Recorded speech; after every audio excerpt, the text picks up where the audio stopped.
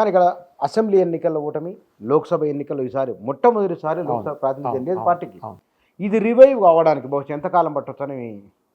అంటే ఇప్పుడు ఎట్లుంటుందంటే కొన్ని సందర్భాలు ఒక ఎగ్జాంపుల్ చెప్తా. ఐ థింక్ ఆయన పేరు రామకృష్ణ రెడ్డి గారు, రాహుల్ రెడ్డి గారు, ఒక ప్రొఫెసరు కాంగ్రెస్ పార్టీకి ఒక ఎనాలిసిస్, దాన్ని కాంగ్రెస్ పార్టీ మొత్తం ఆగమైపోతుంది, ఈ కాంగ్రెస్ పార్టీకి ఏదైనా చేయాలని ఒక ఏదో ఆయనతో ఒక ఎనాలిసిస్ స్టడీ ఏదో చేయించారు.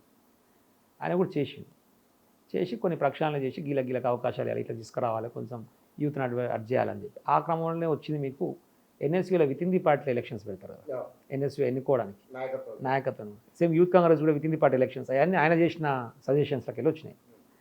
తర్వాత పోయి ఇంకా అది చేయాలి సార్ అని చెప్పి ఆయనతో కొద్దిగా వాదన పెట్టారు కొద్దిమంది. ఆయన చాలా సింపుల్గా ఏంటంటే ఇది చాలు, ఇంతకు మించి మీరు చేసేది ఏం లేదు, మీరు పార్టీగా బతికుంటారు, కాంగ్రెస్ గుండ్రు గంతే.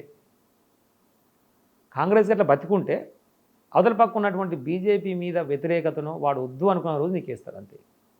ఇంకా నువ్వేందో బడలు చెప్పుకొని కొత్త సూత్రాలు కనిపెట్టే పని లేదు అని చెప్పిన వాళ్ళ పార్టీకి సంబంధించిన ఒక ఎనాలిసిస్ చెప్పినటువంటి మాట. ఇప్పుడు నేనేమంటున్నానంటే ఆ సందర్భము, ఆ వ్యవస్థ 10 ఏళ్ళు పత్తాలైనటువంటి కాంగ్రెస్ పార్టీకి బంపర్ మెజార్టీ, ఊహించినటువంటి మెజార్టీ మా దగ్గర పర్టికులర్ నల్గొండ జిల్లా, మీ దగ్గర తక్కువ రావచ్చు, అంటే 14 స్థానాలు తక్కువతో ఓడిపోయిన 1.8 గ్యాప్, అదొక అంశం, అది టెక్నికల్గా వేరు. అట్లా ఇవ్వగలిగారు అన్నప్పుడు నా దగ్గర ప్రెస్ మీట్ పెట్టిన వాళ్ళు లేడు అంటున్నా నేను.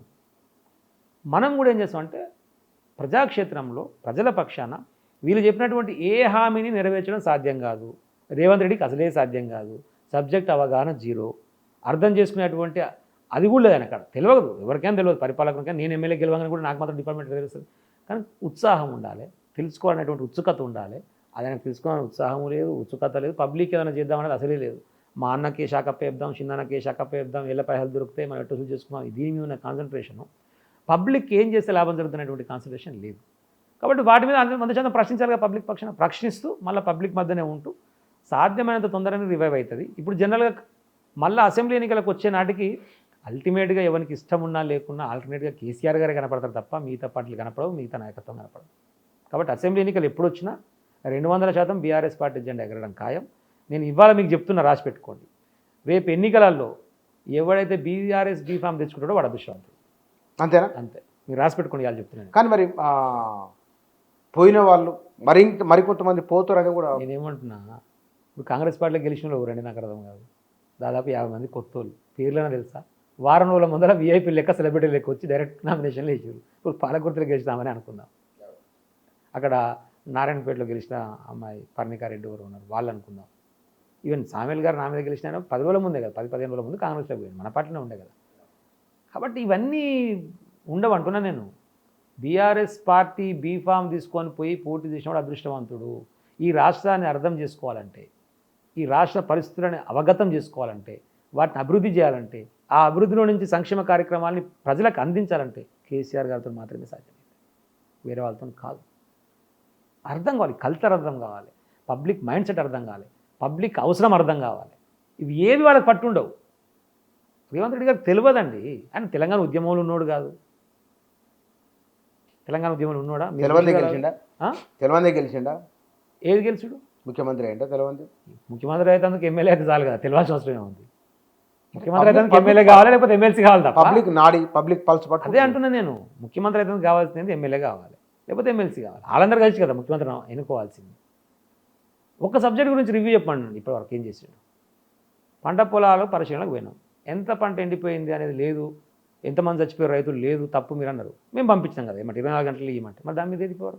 ఒక సమీక్ష లేదండి. సమీక్షలు దేని మీద చేస్తుండు? ఇల్లు ఏమైంది, అల్లు ఏమైంది, అప్పుడు ఏం చేసిరు, ఇదా?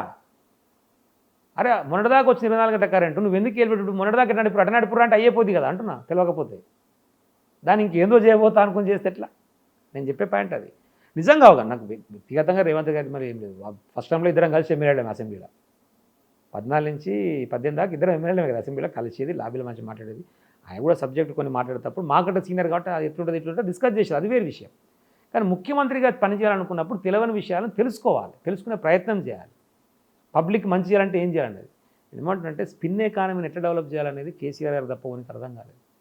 ప్రజలకు డబ్బును ఎట్లా పంపు చేయాలి, తిరిగి అది ప్రభుత్వానికి ఎట్లా రాబట్టుకోవాలి, మన గ్రోత్ రేట్ని ఎట్లా పెంచాలి, అది కేసీఆర్ గారికి అర్థమైంది తెలంగాణ సమాజం. ఈ 10 ఏళ్ళలో జరిగినటువంటి దుర్గమ్మ పండుగలు, ఈ 10 ఏళ్లలో జరిగినటువంటి ధోతి సెరమనీ ఫంక్షన్లు ఇంతకుముందు ఉండేనా అండి బుచ్చన్న గారు? మీరు నిజంగా చెప్పండి. అంటే సగటు మనిషి యొక్క జీవన ప్రమాణ స్థాయి పెరిగింది అనేది వాస్తవం. 100% అది అంతటా పెరిగిందా భారతదేశం అంతా? లేదు, తెలంగాణలో మాత్రం చాలా మౌలికమైన మరి దాన్ని ఒప్పుకోవాలి కదా, మార్పు వచ్చిన మాట వాస్తవం. వాస్తవం కదా. ఆ మార్పు రావడానికి కేసీఆర్ గారి ఆలోచన విధానం, ఆయన స్ట్రాటజీ పనిచేసింది వెనక అంటున్నా. డెఫినెట్గా ఇవన్నీ మార్పు తెలంగాణలో వచ్చిన మాట వాస్తవమే. కానీ మారవలసింది టీఆర్ఎస్ పార్టీ నడిపే వాళ్ళు మారట్లేదు అనేది నేను బీఆర్ఎస్లో సెకండ్. అంటే వాస్తవంగా ఏం మారాల్సి ఉండే?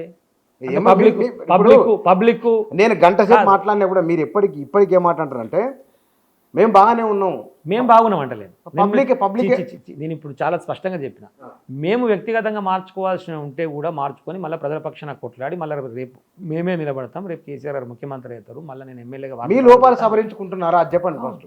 అవే అంటున్నా కదా, వ్యక్తిగతంగా అన్నప్పుడు వ్యక్తిగతంగా నాయ ఉండొచ్చు, పార్టీగా ఉన్నప్పుడు పార్టీగా లోపాలు ఉంటే సవరించుకుంటారు కదా. సీరియస్ సమీక్ష జరుగుతున్నదా? జరుగుతుంది, జరగకుండా ఎట్లుంటుంది? 100% జరుగుతుంది, 100% జరుగుతుంది. పబ్లిక్ మంచి చేసే విషయంలో ఒక్కొక్క డిపార్ట్మెంట్ మీదనే గంటల తరబడి కూర్చున్నటువంటి కేసీఆర్ గారు పార్టీకి సంబంధించి మళ్ళీ నిలబడి మళ్ళీ పబ్లిక్లకు రావడానికి సంబంధించినటువంటి స్ట్రాటజీ లేకుంటుంటాడు ఎట్లా అనుకుంటారు? అది కేసీఆర్ గారు అనేది. ఇప్పుడు 2 ఎంపీ స్థానాలతోనే తెలంగాణ సాధించినటువంటి కేసీఆర్ గారు అసలు ఏంది జీరో అనుకున్నటువంటి పరిస్థితి నుంచి, ఏమీ లేదనుకునేటువంటి పరిస్థితి నుంచి నీళ్ళల్లో నిప్పులు పుట్టారనేటువంటి కేసీఆర్ గారు మళ్ళీ పార్టీని రివైవ్ చేసి అధికారంలోకి వస్తాడనేటువంటి దాంట్లో నాకు ఎలాంటి సంశయం లేదు.